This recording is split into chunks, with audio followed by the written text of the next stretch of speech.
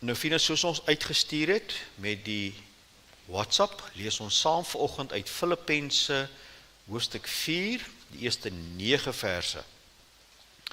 Ons het reeds gebid, so kom ons gaan dadelik oor na die skriflesing toe. Filippense hoofstuk 4. Paulus skryf: Daarom my geliefde broeders, na wie ek ook verlang, my blydskap en kroon, staan so vas in die Here, geliefdes. Ek vermaan Euodia en ek vermaan Sinti om eengesind te wees in die Here. En ek vra jou ook opregte metgesel, wees hierdie vroue behulpsaam met die wat met my saam gestry het in die evangelie, ook saam met Clemens en die ander mede-arbeiders wie se naam in die boek van die lewe is. Verbly julle altyd in die Here, ek herhaal, verbly julle. Laat julle vriendelikheid aan alle mense bekend word. Die Here is naby.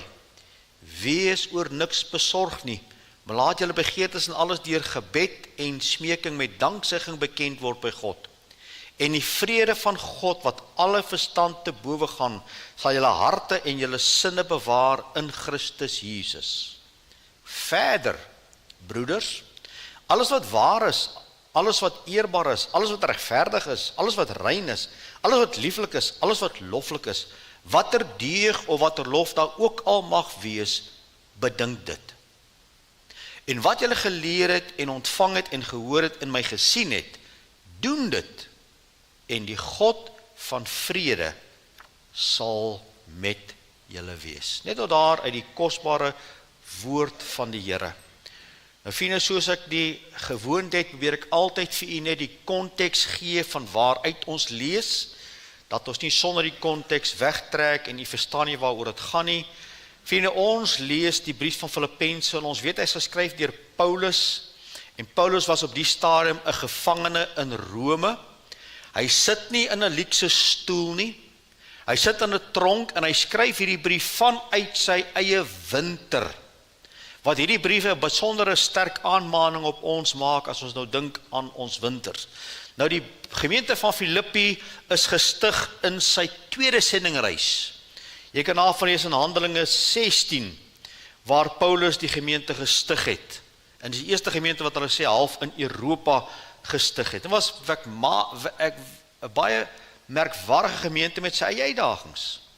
Ons lees daar van Lydia wat haar bekeer het tot die Here en sy was deel van die gemeente. Ons lees daar van 'n slavin wat 'n waarsêersgees gehad het en natuurlik ook daar in die gemeente was. En dan tydens hierdie gemeente lees ons ook van Paulus en Silas wat geslaan was en in die tronk gegooi was, Handelinge 16:25, en middernag lees ons die verhaal waar hulle in die winter sit, maar hulle sing lofliedere tot eer van die Here. En wat ons vanoggend wil afsluit vir julle vriende is om te wys dat die winter om jou behoort nie die winter in jou te wees nie. En dis waar ons vanoggend so 'n bietjie gaan praat oor Filippense en ons gaan daarby bietjie kom lees. Ek gaan baie vinnig net hierdie beweging gaan en kyk, hoe begin hy? Hy sê, hy staan vas. Dan sê hy in sy lees, hy sê, herstel verhoudings, want hierdie goed is alles deel van winters. Herstel verhoudings. Dan gaan hy aan en sê, verbly julle in die Here. Dan gaan hy aan om te sê, die Here is naby. Sien nou, die skrifgedeelte gaan ontleed. En dan gaan hy aan sê, moenie laat julle deur allerhande besorgdhede oorval word nie, en hy gee vir ons die oplossing. Hy sê, julle moet daaroor bid en die Here vertrou. En dan kom hy in vers 8 en 9. So hy het nou klomp opdragte gegee en gehanteer, en klomp goed gesê, nou kom ons by ons teks van oordeenking. Nou lees ons wat sê. So hy som al die goed op in vers 1 tot 9. Nou gaan hy aan en sê, verder, broeders en susters, verder, met ander woorde, bo en behalwe wat ek nou vir julle geleer het, verder, broeders en susters, nee, sê, alles wat waar is, eerbaar is, regverdig is, rein is, lieflik is, loflik is, wat deeg en wat danke ook al mag wees, bedink dit. En wat julle geleer het en ontvang het en gehoor het en my gesien het, doen dit, en die God van vrede sal met julle wees. En dan praat ek vanoggend oor hierdie tema, die lente in die winters van die lewe. Net ook nou agter met Pieter gesels rondom die tema vir die uitsending, toe sê hy het gisteraan vir sy vrou gesê, Dominee Jakes het sy eie reël gebreek, Hy het verby nommer 6 gegaan, het gesê, as 6 in die reeks, en hy gaan verby, toe help ek hom reg, dit is nie deel van die reeks nie, julle gaan nou sien wat ek daarmee bedoel, en waarvoor die boodskap bedoel is.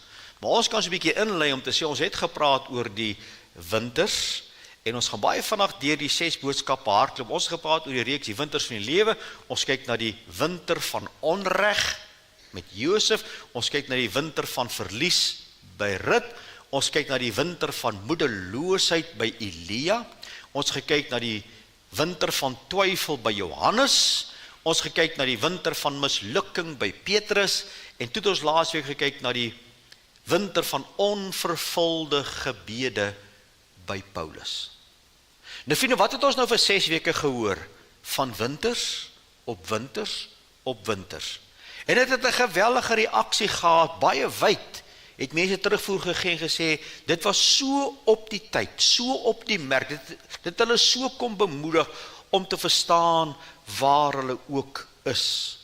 En nou is die vraag, maar ja, ons het winters in ons lewens, en ons het vir gewys met die verskillende tuine, dat ons lewe nou in die tuin van gebrokenheid, die tuin van dorings en distels, waar goed verkeerd gaan, waar mense onbetroubaar is, waar daar oorlog en siekte en dood is, ons weet dit. Maar juist daaroor, vriende, wil ek so 'n bietjie vanoggend op 'n ander trant met u praat, en het ek in die week weer die voorreg gehad om band op my kar te sit, en Jannie moes dit vir my balanseer. Nou waarom sal hy die band balanseer? Help gou vir my.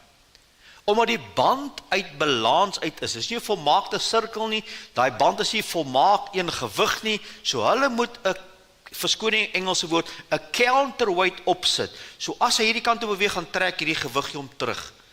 Dit is om 'n gewiggie op die band te sit. Dis wat ek vanoggend wil doen met hierdie boodskap. So ja, die winters is 'n werklikheid. Maar kom ons sit vanoggend net 'n teewiggie op. En kom ons vat hom ook so, as jy hele dag moet water skep, hele dag iets moet trek met water, as jy agterkom hier teen 9:00, het jy nie meer skouers oor nie. So wat die slim mense doen, hulle sit 'n teewig op. So daai teewig maak daai emmer water baie lig, en 'n kind kan hom op en aftel. Hoekom? Omdat daar teegewig opgesit word.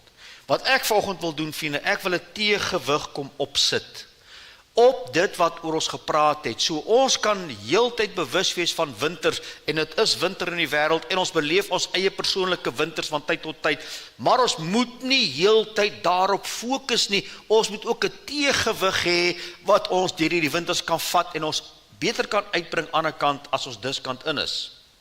Want jy sien, die feit van die saak is, ons almal is in hierdie tuin. Ons het gepraat oor die tuin van Eden, en toe die tuin van verval, en toe die tuin van Getseman, en toe die tuin van die oop graf, leë graf, en toe die tuin wat uiteindelik gaan kom in die hemel. Ons is nou nog in die gebroke tuin van dorings en distels, en vriende, as u en ek nou in hierdie wêreld instap, is dit ons realiteit. Ons is nou 'n stikkende wêreld. Nou moet jy mooi kyk. In hierdie tuin waarin u en ek lewe, is daar dorings en distels. En baie van ons is ingestel om net dit raak te sien. Maar as jy bietjie terug staan en jou visie verander, kom jy agter, in hierdie tuin van dorings en distels is ook blomme. En daar is mooi struike. En baie keer stap ons in dieselfde tuin, maar ons sien verskillende goed. En dit is juist vanoggend wat ek wil doen. Ek wil 'n teegewig opsit om jou so 'n bietjie aan te moedig om te gaan kyk hoe ek en jy kyk na goed om ons. Want ja, die winters is reg, en ons waardeer dat ons daaroor geleer het, en ons waardeer die antwoorde wat vir ons gegee het, maar daar is ook 'n ander kant, vriende, dat hierdie winter het ook mooi lente in. En ek wil vanoggend met hierdie laaste boodskap, nie deel van die reeks, maar ek wil tog met hierdie, kom ons sê, teegewig boodskap, wil ek so 'n bietjie met u kan praat oor, wat kan ek en jy doen om hierdie lente in die winters van die lewe te kan ontdek, en ons daaroor te verheug. Nou kom ons gaan vir u 'n paar kort gedagtes gee, en kom ons begin sommer by die eerste een, en ek noem die eerste een sommer lente gedagtes.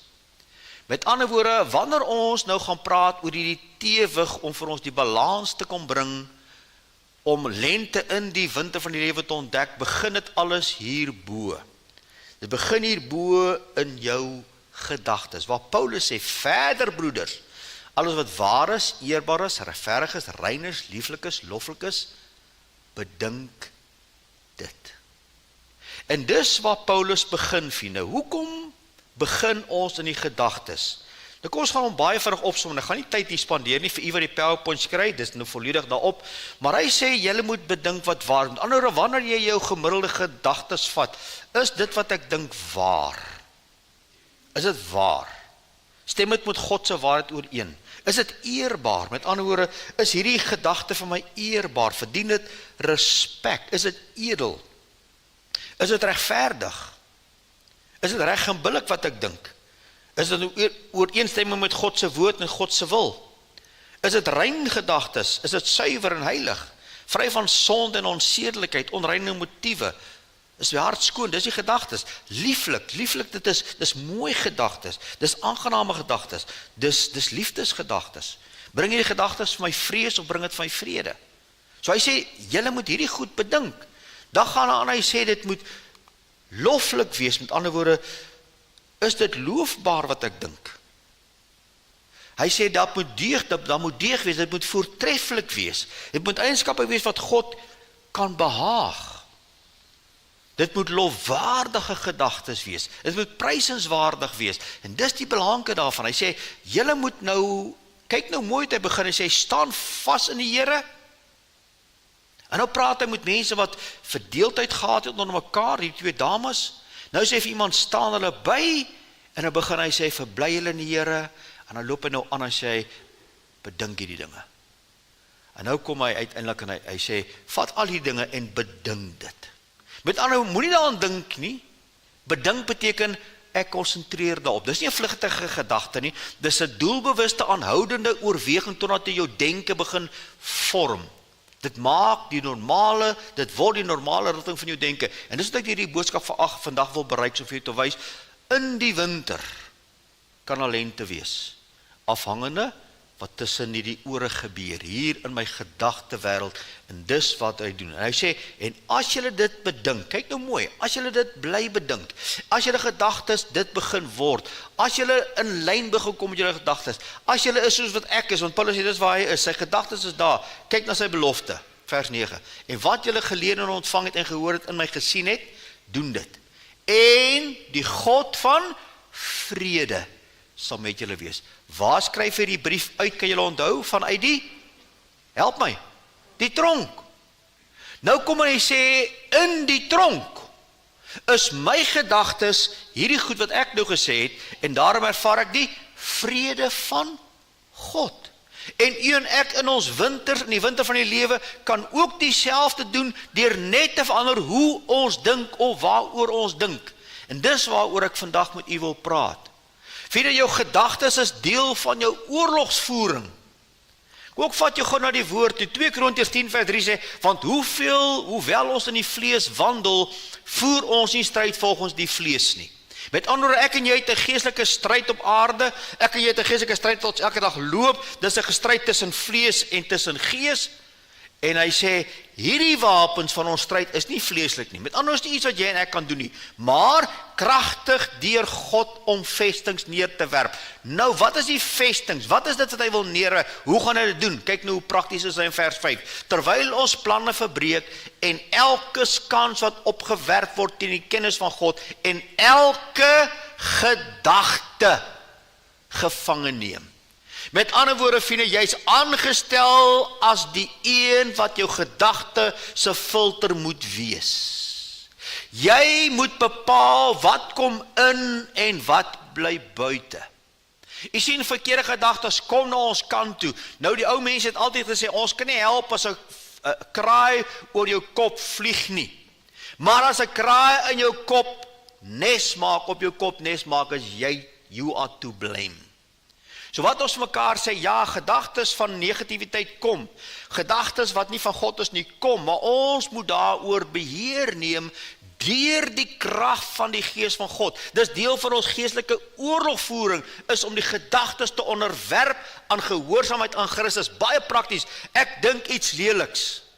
Jy weet waarvan ek praat, jy stap partykeer of jy sit, jy doen dit, en ewe skielik is daar gedagte wat jy nie bedink het nie, hy kom het in en daar is hy. Nou wat doen jy met hom? Jy vat hom dadelik en sê, jy is nie van God nie. Ek neem jou gevangen en ek onderwerp jou aan Christus en ek werp jou uit. Vriende, wanneer jy dit doen, moet jy dadelik iets hê wat jy in plek daarvan kan doen. So wanneer jy negatiewe gedagtes kry en jy werp hom uit, dis nie genoeg nie. Jesus self kom en sê die duiwel word uitgedryf, dan gaan hulle rond, dan kom hulle terug en dan bring 7 erger as hulle trek weer in. So wanneer ek en jy die gedagtes begin kry en ek werk dit uit in Christus naam, dan moet ek dit vervul. En waarmee moet jy dit vervul? Hoofsaaklik met die woord van God. Hoofsaaklik met die liedjies wat God vir jou geleer het. Baie prakties, vriende, ons het soveel koortjies wat ons al deur ons lewens geleer het. En as jy op koorskool was vir 4 jaar, leer jy elke koortjie in hierdie kerk. As jy op die konferensies is en op die jeugkamp leer jy elke koortjie. En ek het al geleer deur die jare wanneer ek met 'n gedagte worstel en tydjie kom jy agter jy sukkel met hom en jy oomblik as jy oorslaan jy begin 'n koortjie sing. En jy begin liedjies sing en jy loof en prys die Here, dan moet daardie gedagte die aftog blaas. Jy sien, dis deel van geestelike oorlogvoering. So baie van ons is vanoggend dalk nog slagoffers van ons gedagtes. Want ons gedagtes kan ons vashou. Nee, ons moet gaan leer daar. Die gedagtes is ook natuurlik die hart. Dit wat hier binne is, kom uit jou gedagtes uit. Hy sê bewaar dit wat hier binne is. Van dit wat jy dink, dis wat jy is. Spreuke 23:7. Want soos hy in sy siel bereken, so is hy. Ek het net 'n paar ander vertalings ook gevat. Die Good News sê, what he thinks is what he really is. Die King James sê, for as he thinketh in his heart, so is he. Jy sien, dit is belangrik dat ons kyk na die gedagtes waarmee ons begin. Dit is belangrik.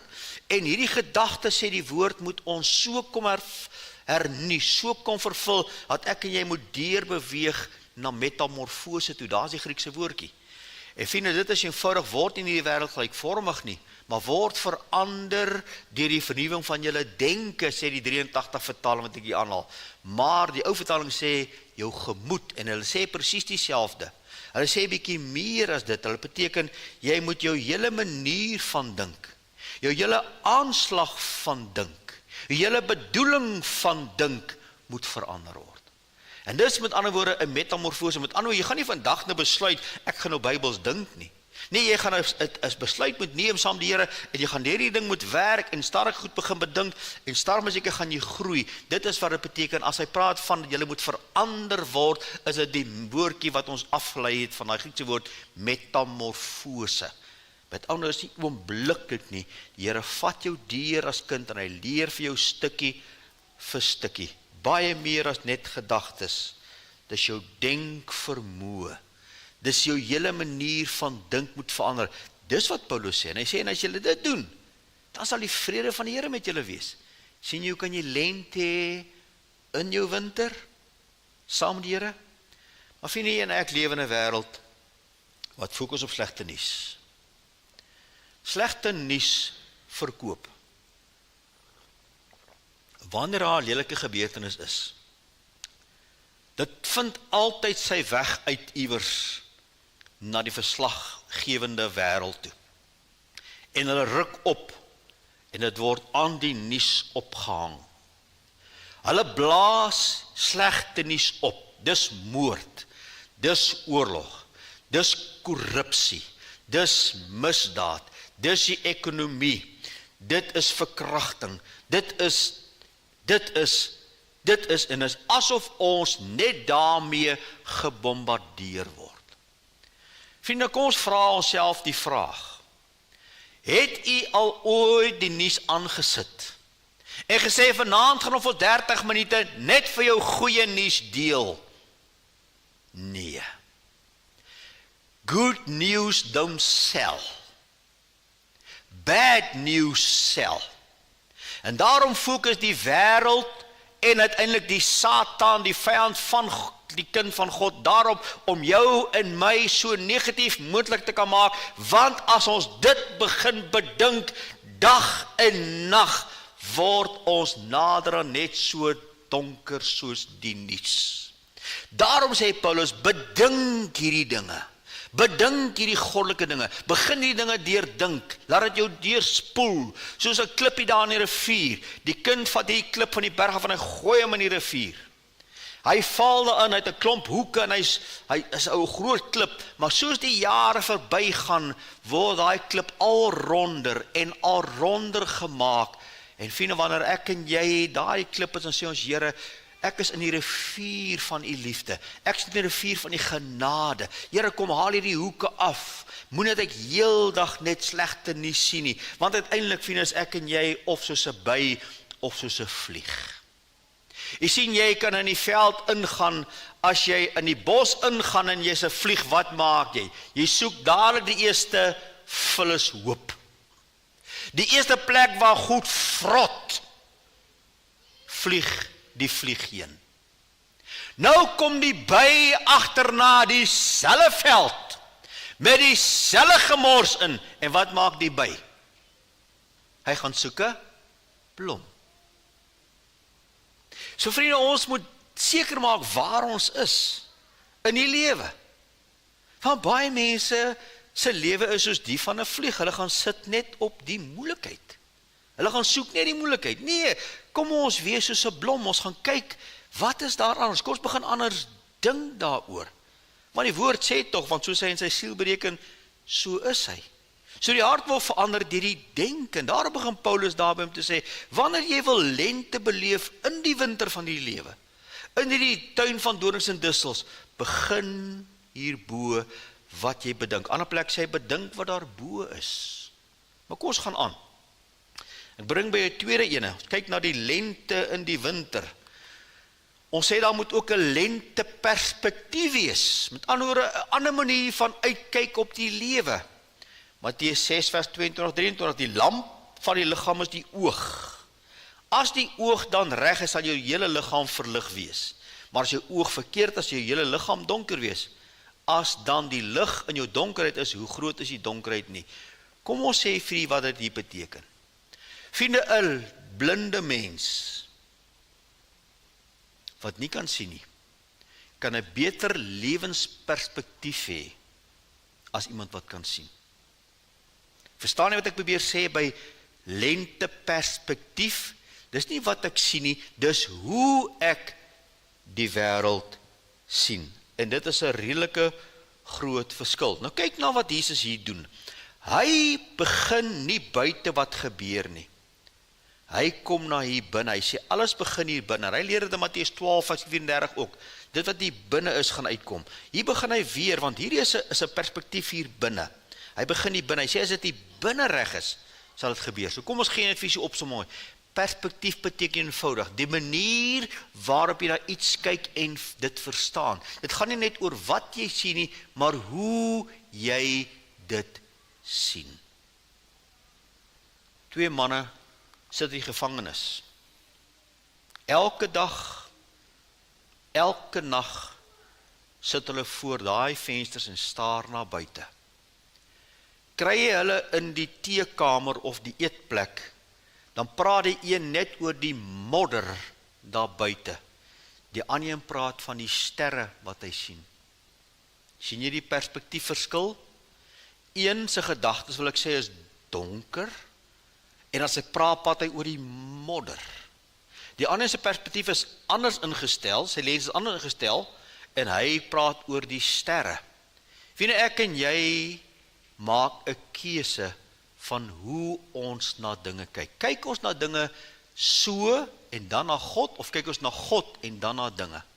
As jy daai dingetjie net kan verander, net daai klein verandering kan maak, dan gaan jy baie ver kom as kind van Here, om op te hou kyk na probleme, of probleemmense, of probleemsituasies, en dan na God. Nee, kyk na God, deur God na die situasie. En dit maak 'n reuse verskil. Dawid het dit gedoen. Dawid het hierdie ding geleer ken. Hy sê, ek sla my oë op na die berg. Hy was in 'n wintersituasie. Waar is my hulp vandaan? Kyk wat sê, my hulp is van die Here wat hemel en aarde gemaak het. So hoe kyk hy na sy probleme? Hy kyk deur God na sy probleme. Ons lees dit ook in Psalm 123 vers 1. Tot U hef ek my oë, U wat in die hemel troon. Psalm 25:15, my oë is altyd deur op die Here, want hy trek my voete uit die net. Jy sien vriende, die perspektief wat ek en jy het is uiters belangrik. Want as ek en jy in die oggend wakker word, ons sit ons voet op die grond, dan begin my perspektief van die dag. Dit kan begin soos die vlieg, wat wakker word en sê, ag, nog 'n dag. Ag, ek moet alweer gaan werk. Ag, ek het al klaar seer. Ag, wat gaan nou weer gebeur? Ag, hoe gaan ek deur hierdie maand kom? En so kan jy begin kyk na die perspektief van hierdie persoon. Of jy staan op en sê, Here, dankie vir 'n nuwe dag. Dankie vir nuwe geleenthede. Dankie Here dat ek vandag my klein hand in die groot hand kan sit en kan deurgaan die dag. Here, berei my voor ek uit hierdie kamer uittrek, dat ek in U rus, dat die seën op my is. Dieselfde liggaam, dieselfde kamer, dieselfde vloer, twee perspektiewe. Wanneer jy lente in die winter wil beleef, moet jou perspektief van die lewe ook verander. Maar kom bring my jou derde gedagte. Hoe ervaar ek lente in die winter? Ek doen wat ek noem 'n lente Jesus fokus. Dis iets wat ek en jy ook moet leer dag vir dag, vriende. Hy is die alfa en die omega. Hy is die begin en die einde. Alles wat ek en jy is en gaan wees, behoort aan Jesus. Alles is deur hom geskep en vir hom geskep, sê die woord. Hy is die kern, hy is die pinnacle, hy is die punt van die groot piramide van die lewe. Jy moet op hom fokus, ook in jou wintertye. Hebreërs 12 vers 21, daarom dan, terwyl ons so groot wolk van getuienis rondom ons het, laat ons ook elke las aflê en die son wat ons so maklik omring, en moet volharding die wedloop loop wat voor ons lê. Hier kom hy, die oog gefestig op Jesus, die beginner en volender van die geloof, wat vir die vreugde wat hom voorgehou is, die kruis verdra, die skande verag het en aan die regterhand van die troon van God gaan sit het. Ek en jy het nodig om opnuut te fokus op Jesus. Vriende, jy moet dit vir jouself leer. Plak dit op jou stuurwiel, plak dit op jou badkamer, plak dit op jou ruit, plak dit by die ketel, plak dit op elke plek waar jy kom. As jy daar kom om jou net te herinner, dink aan Jesus. En as kind van God, dink ek en jy terug, ons dink aan sy kosbare geboorte. Ons dink aan sy kosbare bediening. En daarom is een ding wat jy moet leer elke dag, of elke keer wanneer jy die Bybel lees die evangelies. Ja, jy kan jou ander Bybel ook lees. Maar lees elke dag deel van die evangelies, want jy wil Jesus bestudeer. Jy wil Jesus raak sien. Jy wil Jesus navolg. Vind jy, ek het in 'n ou dag die opmerking gelees en dit in my so tussen die oë geslaan. Hy sê, ons moet ophou as kerk om 'n Jesus fanklap te hê. Fanklap beteken, hy is ons hero. Is nou nie fan soos 'n plesier nie, maar hy's 'n fan. Wat noem dit? Is mos 'n fan, hè? 'n Fanklap. Ja, hy het nie fanclaps nodig nie. Hy is die seun van God. Luister mooi. Hy het volgelinge nodig. En dis waar ek en jy inkom. Volgelinge van Jesus fokus elke dag op Jesus. Ons sê weer dankie vir die kruis. Ons sê weer dankie vir Getsemane. Ons sê elke dag dankie vir die oop graf. Ons sê dankie vir die hemelvaart. Ons sê dankie vir die troon wat hy bestyg het. Ons verwagting is sy wederkoms. En elke dag dink ons aan al daai dinge. Jesus. Dink Jesus. Dink, fokus op hom. Konsentreer op hom. Dis wat Hebreërs 12 sê, die oog gefestig. Daai vestig beteken, dis nie vinnig gekyk nie. Jou oog bly daar. Hy bly daar. Bly daar. Het jy al gesien hierdie manne wat die honde oplei? Ek het 'n polisieman gehad in die gemeente in Rustenburg, Hendriksen, hy is nou nog daar, ek volg hom op Facebook. Hy is een van die beste hondeopleiers aan die polisie wat ek ken. Hy is jare op sy eie. Maar as jy na die honde van hom kyk en jy hou hulle dop, hulle oë is net op hom. Niks anders nie. En ek het self in my lewe gesien, hoe kom ek op 'n plot by lidmate, dan sit daar Rottweiler daar op 'n stuk sementvloer, op 'n sementstoeltjie. En hy kyk nie eens vir jou nie. Jy kom daar in, hy kyk net vir die vroutjie, sy eienaar. Hy kyk net vir haar. Hy kyk glad nie rond nie, kyk net vir haar. As sy vir hom die teken gee, dan sal hy afstaan en nie kom staan. As sy vir hom 'n ander teken gee, het jy moeilikheid. Dis wat ons leer, vriende, en daar word nie daarmee gebore nie, dit word erom geleer.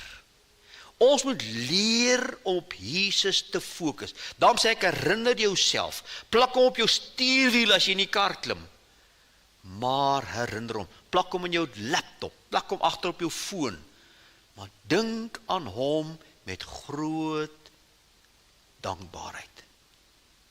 Om die oog op Jesus gefestig te hou beteken om hom jou verwysingspunt te maak in wat jy dink, hoe jy leef, hoe jy reageer en waar jy op pad is. Op 'n stadium was daar so pragtige beweging wat so bandjie gehad het, what would Jesus do? Nou dis die gedagte. Maar ek moet dit elke dag doen. Dit moet my so verander dat dit vir my spontaan begin kom. Want elke belofte wat in hom elke belofte van God daar is in Christus Jesus, ja en amen. Hy is dieselfde God, die God wat elke dag vir ons nuwe barmhartigheid en genade gee, Klaagliedere 3:22, elke dag is dit nie, kyk mooi, u trou is groot, ja ons is nie so getrou nie, maar sy trou is groot, en daarom vriende, kan ons hom vertrou om elke dag nie te begin perspektief fokus en te fokus op Jesus. Nie perspektief van die lewe te hê, maar op Jesus ook te fokus. Kom ek bring by jou 'n vierde gedagte, voor ek daar kom, wanneer ons op die groot oseane is van die see, vriende, en dit is in die aand, daar's wind en daar's golwe, help dit nie, jy laat jou skuit agter aan die golwe of aan die wind nie. Wat doen die manne in daai tye wat hulle nie kompas te gehad het, of selfs ander goed nie, hulle het die sterre gebruik om hulle self te navigeer. Hierdie winde, hierdie golwe is die winters van die lewe. Moenie laat die winters jou navigeer nie, kyk na die sterre, ons het vanoggend gesing, hy is die blinkmôre ster, fokus op Jesus, hou hom vas, hou hom in die oog, en jy sal die vrede beleef in die ergste winter. 'n vierde gedagte ek wil gee is, hoe het ek lente in die winter, is om te kyk na lente rondom my. Net 'n bietjie terug te staan en sê, Psalm 19 vers 2 sê, die hemele vertel die eer van God en die uitspansel verkondig die werk van sy hande. Die skepping preek elke dag vir ons. En ek wonder, vriende, hoeveel van ons het bietjie teruggesit in die laaste paar dae en net 'n bietjie gekyk na die skepping, die mooi daarin. Kom gee vir nog 'n bietjie skrifgedeeltes. Job 12, 7-9 sê, maar vra tog die diere dat hulle jou leer. Vra die voëls van die hemel dat hulle jou te kenne gee. Ons spreek die aarde aan dat dit jou leer. Laat die visse van die see jou vertel. Wie weet nie deur al die dinge dat die hand van die Here dit gemaak het nie. Is dit nie mooi nie?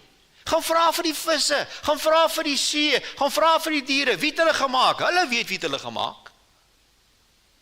Psalm 8 vers 4 en 5, as ek die hemel aanskou, die werk van die vingers, die maan, die sterre wat die toe bedry is, wat is die mens dat een hom dink, die mense kan dit nie hom besoek. Psalm 104 vers 24, hoe talryk is u werke, o Here. Jesaja 40:26, slaan julle oë op in die hoogte en kyk, wie het die dinge geskape. Dan gaan selfs die Nuwe Testament verder, Romeine 1 vers 20, want sy onsigbare dinge van die skepping van die wêreld af, in al sy werke verstaan, duidelik gesien word, naamlik die ewige krag en goddelikheid, sodat geen verskilliging is nie. Die onsigbare dinge van die skepping. Dit praat. In die preek in Handelinge 17 word weer gepraat waar Paulus is, hy praat met hulle oor die God wat hulle nie ken. Daar's 'n altaar gemaak vir die onbekende God. Nou sê hy, kom ek vertel julle van die God. Kyk hoe begin hy, die God wat hierdie wêreld gemaak is en alles wat daarin is. Vriende, wanneer ons praat oor die lente in die winter, dat beteken ons moet weer net om ons begin kyk. Daar's soveel mooi wat ons mis. Daar's soveel mooi, die sonsopkoms, die sonsondergang, die wolke, die reuk van reën, blomme, die reuk van 'n roos, die voeltjies, 'n kind wat lag, 'n klein kind wat jou hand vashou. Is dit 'n wonderlike ding? Is daar iets lekkerder en mooier as dit? En dit was vir ons hartverskeurend in Maart maand, om daai 2 ou klein kindertjies vir ons af te vat van jou bors af en te sê, ek moet nou gaan. So, ons het vir gesê, gaan sit buite, en ons 9:00, 9:30 vandaan na oorvlieg, gaan waai vir oupa en ouma, en hulle het dit gedoen, sy het 9:00 buite gaan sit en gewaai, toe sê vir pa, wanneer kom hulle weer terug, want sy het nie die konsep van wat gebeur nie. Dis sulke mooi goed wat die Here vir ons gee, wat ons elke dag kan gebruik. Vriendelike mense, 'n vriendelike kassier, 'n warm drukkie, iemand wat jou bel, iemand wat jou oprig, al die mooi dinge is om ons elke dag. Waardeer dit. Waardeer dit. Jou dogtertjie en haar ma, twee perspektiewe. Sy het in haar hart 'n liefde vir haar ma. En hoe kan sy liefde wys? Sy gaan pluk 'n blommetjie vir haar ma. Haar ma is besig in die kombuis, is skorrel goed en dit is kos maak.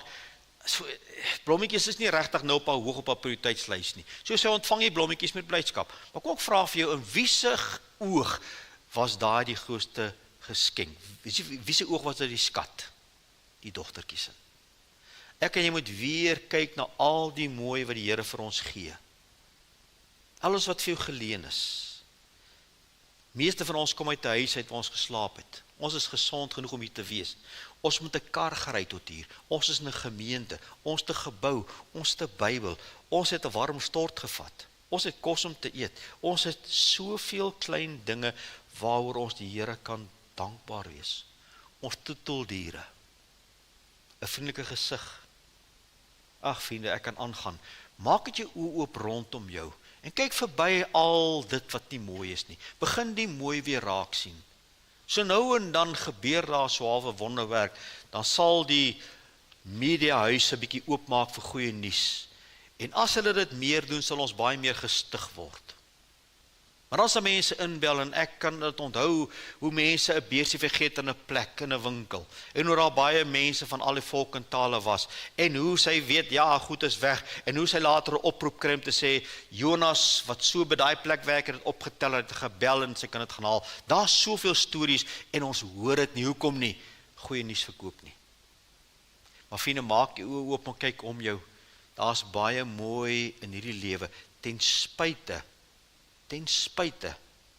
van ons winters. Lente is rondom die mense wat dit wil sien. Maar die laaste gedagte.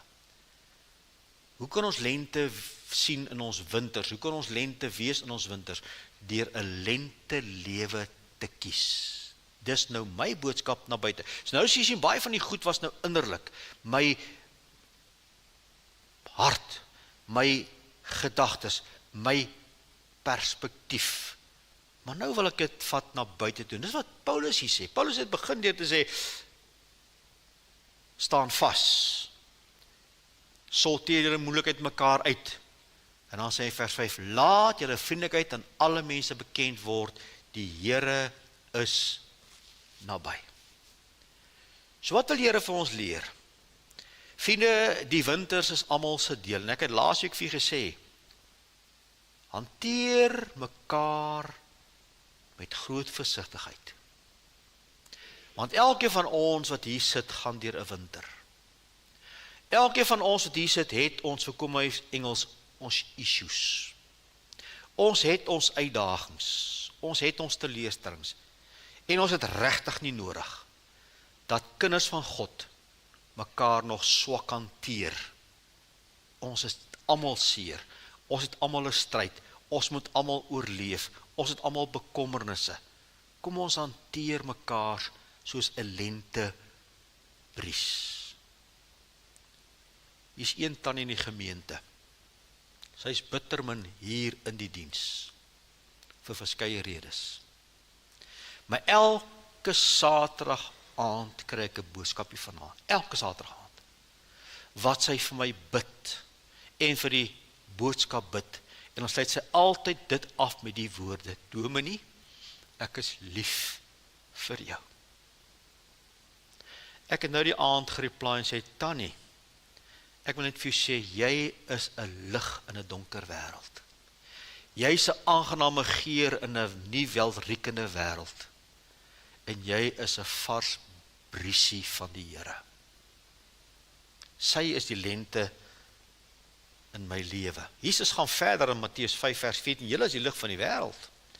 Laat julle lig so skyn. Kyk nou die woordjie daar, hy het die so beklemtoon, uitgelig.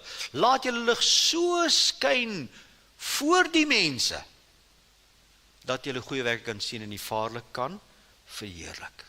Vriende, die Here roep ons ook met hierdie boodskap, en dit is nie deel van die reeks nie, is 'n counterboodskap of 'n teengewig boodskap, om te weet die winters is daar, maar kom ons gaan wees die lente in ander se lewe. Kom ons gaan maak die wêreld vir iemand anders so bietjie makliker. Kom ons maak daai oproep, kom ons stuur daai WhatsApp, kom ons maak daai besoekie, kom ons vergewe, kom ons bid, kom ons hou 'n hand vas, kom ons wees vir iemand anders 'n lente in hulle winter. En nou weet ek dadelik weer wat u sê. Ag nee, dominee, daar's te veel hartseer, en daar's te veel probleme, en daar's te veel uitdagings. Nee, ons kan nie vir almal nie. Nee, jy is heeltemal reg. Ons kan nie vir almal nie. Maar aan die een wat jy lente kan wees, sê die Here, gaan wees, dat jou lig so skyn, dat hulle lewe Jesus in jou kan sien. En daarom is elke dag nie net 'n geleentheid vir ons om ons gedagtes te verander, ons perspektief te verander nie, om op Jesus te fokus nie, maar om 'n lig en 'n aangename geur verander te gaan wees. Elke dag het jy die geleentheid. As jy instap, daar waar jy ook al is by die werk, daai mense agter die til, baie van die mense het 4 uur vanoggend al gery uit haar plek uit, om hier te kom werk, vir 'n klein salarisie, om vanaand weer later te gaan met 'n taxi. Baie anders as op besoek afkom, 9 uur, half 10, dan kry julle hier in die Hoofstraat, dan wag hulle vir 'n taxi, hulle wag vir geleentheid, dan sê 'n mens net weer eens, dankie Here vir wat ons het. Gaan wees die lig in hulle lewens, gaan wees die aangename geur, vra wat jou naam, vra hoe gaan met jou, begin vir hulle bid, vra hulle name. My gade, ek is minder sprekend, maar my gade ken omtrent elke vrou in Checkers en in Dischem by die naam, en sy vat hulle name en sy gebid vir hulle, en as sy daar kom, dan kom soek hulle al op, of haar te sê wat het die Here gedoen, of wat kan sy nog voorbid. Sien, dit is wat het gebeur, as ons kies om lente in ander se lewens te wees. Ons kan nie almal verander nie. Maar onthou jy die verhaal van die Stafie storie, van hierdie dooie gety, wat al hierdie 1000 kilometers vol van sterre uitgespoel het, en een ou het gaan sit en hulle so gevat, en een vir een so teruggegooi in die see, toe kom iemand anders en lag vir hom, sê, jou dwaas, jy kan ons nooit al daai sterre teruggooi nie, en sy woorde was eenvoudig in hierdie gedig, in hierdie sê ding, vir die een wat ek 'n verandering kan maak, the one that I can make a difference to, that counts. So vriende, daar waar jy 'n verskil kan gaan maak, al is dit 1 ster, wat jy kan teruggooi, sê die Here, laat ons dit doen. En dink nou vir een oomblik, as jy vandag besluit, maar ek gaan dit doen. Ek gaan in hierdie boodskap gehoorsaam wees. Ek gaan my gedagtes, my perspektief hou. Ek gaan 'n lente begin word in die winter van mense daar buite. Maak nie saak wie hulle is of wat hulle, of hulle dit verdien of nie verdien nie, ek gaan dit doen. Jy's 1 kers in 'n donker vertrek. So kom ons sit al die ligte af in hierdie vertrek. Al die ligte. Dis pikdonker. Daar's geen krag buite nie. Daar's nie lig nie, dis 'n donker maan. Dis donker. Wat gebeur as ek 1 kers opsteek? Help gou vir my. Hier's lig op die kansel. Maar kom ek sê, Shamaine steek een op daar in die bank, wat gebeur nou? Daar's lig in daai kol. Johnny steek een op, as lig in sy kol. En Dirk steek een af, as een in sy kol. En so gaan ons aan tot daar agter by Tarisaris, steek dit aan. En julle almal kom op en sê, maar kom ons steek ook ons kers aan. Wat gebeur met die vertrek? Help my as 100 kerse nou aansteek. Wat gebeur nou? Ewe skielik is die lig. Kom ek vat jou nou terug na die woord toe. Julle is die lig van hierdie wêreld. Laat julle lig so skyn, dat mense julle goeie werke kan sien, en julle hemelse Vader kan verheerlik. Mag die Here vandag opnuut vir ons kom leer. Die winters kom, verseker. Maar vind daar is ook 'n teëgewig, dat ek en jy in hierdie winters ons lentes kan ervaar. Die vrede van God kan beleef en kan ervaar. Om te weet, elke dag sy barmhartigheid is elke dag trou. Elke môre is hulle nuut. Elke dag kan ek my genade gaan haal vir vandag. Om my te kon verander, maar ook om verandering te wees in ander se lewens. Die lente is nie altyd die afwesigheid van die winter nie, maar soms is die lente die ontdekking dat God selfs in die winter nog besig is om blomme te laat blom. Vriende, gaan blom waar jy geplant is. Gaan wees die blom in jou huis. Gaan wees die blom in jou familie. Gaan blom in jou omgewing. Gaan blom.